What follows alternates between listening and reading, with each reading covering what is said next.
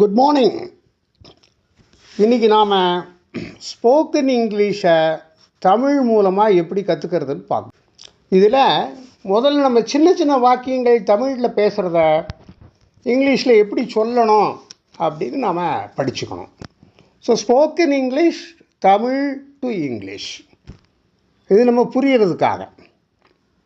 இப்போ நான் முதல்ல என்ன பண்ணுவேன்னா தமிழ் வாக்கியத்தை சொல்லுவேன், அதுக்கப்புறம் அதுக்கு எப்படி இங்கிலீஷ் சொல்கிறது அப்படிங்கிறத சொல்லுவேன்.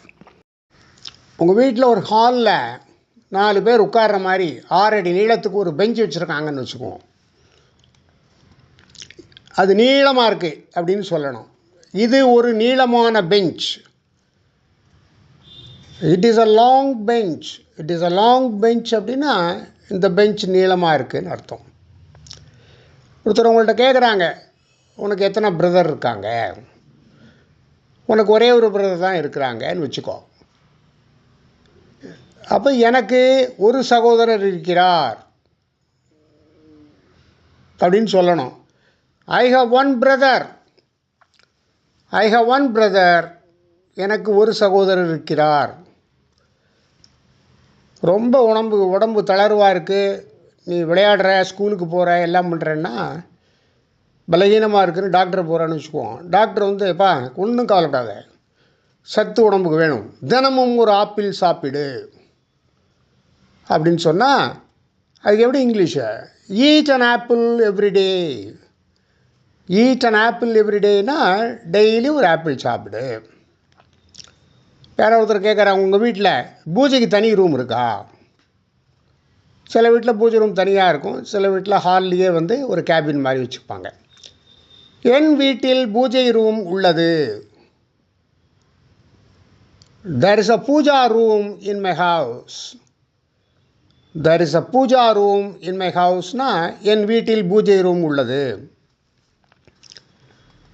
இப்போ நீ எங்கே படிக்கிறேன்னு கேட்குறாங்க, சொல்கிறேன். உங்கள் அப்பா என்ன வேலை பார்க்குறாங்க? What's your father? உன் அப்பா என்ன வேலை பார்க்கிறார்? What is your father?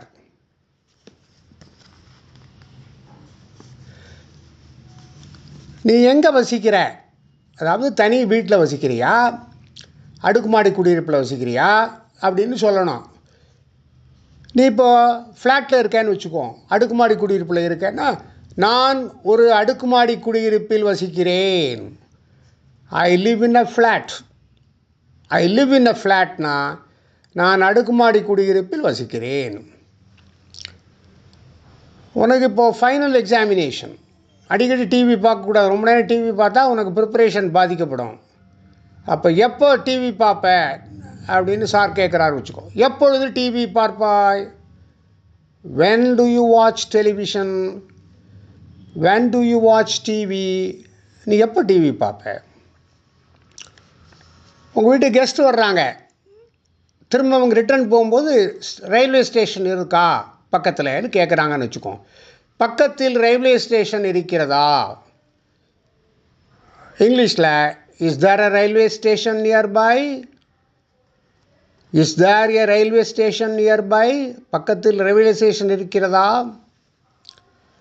Friend உங்கள்கிட்ட சொல்கிறான், நான் கார் ஓட்டுவேன், ஸ்கூட்டர் ஓட்டுவேன், ஜீப் ஓட்டுவேங்கிறான், வேன் ஓட்டுவேங்கிறான். உடனே நீ என்ன கேட்குற?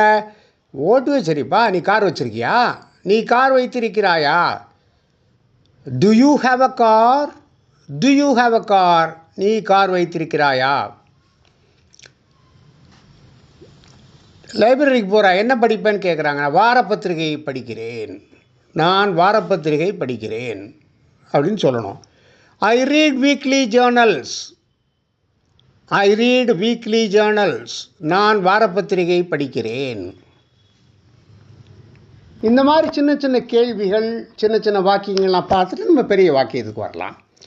இதை தொடர்ந்து கவனிச்சுட்டு வந்தால் ஒரு குறிப்பிட்ட காலத்துக்குள்ளே நம்ம சீக்கிரமாகவே ஸ்போக்கன் இங்கிலீஷில் நம்ம இம்ப்ரூவ் பண்ணிக்கலாம். தேங்க்யூ.